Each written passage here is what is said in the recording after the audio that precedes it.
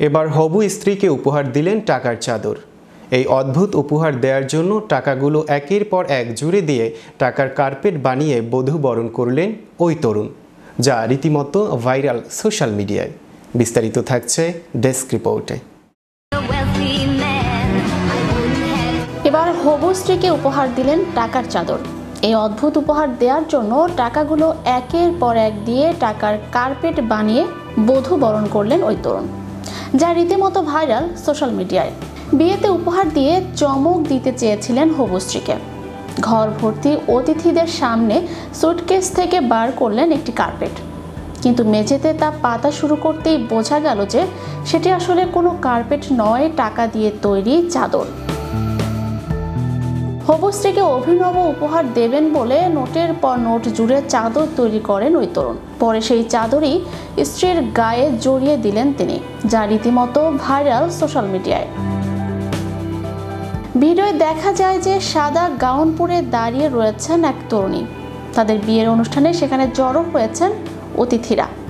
সকলের সামনে হবু স্ত্রীকে উপহার দিতে একটি সুটকেস খুললেন ওই তরুণ। সেখান থেকে একটি কার্পেট বার করে মেঝেতে বিছিয়ে দিলেন তিনি। ভালো করে লক্ষ্য করে দেখা যায় যে সেটি আসলে নোট দিয়ে তৈরি একটি চাদর। স্ত্রীকে 14,78,802 টাকা উপহার দিয়েছেন ওই তরুণ। সেই নোটগুলি একের পর এক জুড়ে চাদরের মতো তৈরি করেছেন তিনি। সেই নোটের চাদর আবার হবু স্ত্রীর গলায় পরিয়েও দিলেন তিনি। ঘটনাটি ঘটেছে ফিলিপিন্সে। দম্পতির নাম পরিচয় জানা যায়নি, তবে ভিডিওটি দেখে নেটিজেনদের অধিকাংশ তাতে ভালোবাসার চিহ্ন এঁকে দিয়েছেন। একজন মজা করে লিখেছেন, স্ত্রীর গলায় যে টাকার মালা পরালেন সে তো আবার আপনার বাড়িতেই যাবে।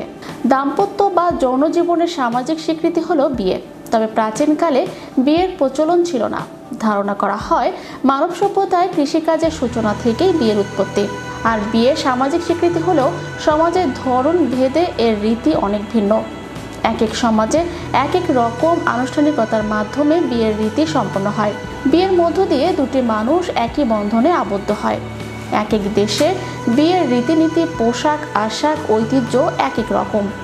অনেক দেশে বিয়েতে বেশ অদ্ভুত রীতিনীতিও দেখা যায়, কিন্তু আজকাল বিয়েতে ঘটে অদ্ভুত কিছু ঘটনা, যা দেখে অবাক না হয়ে উপায় নেই। চ্যানেল ইউরোপ বিনোদন ডেস্ক।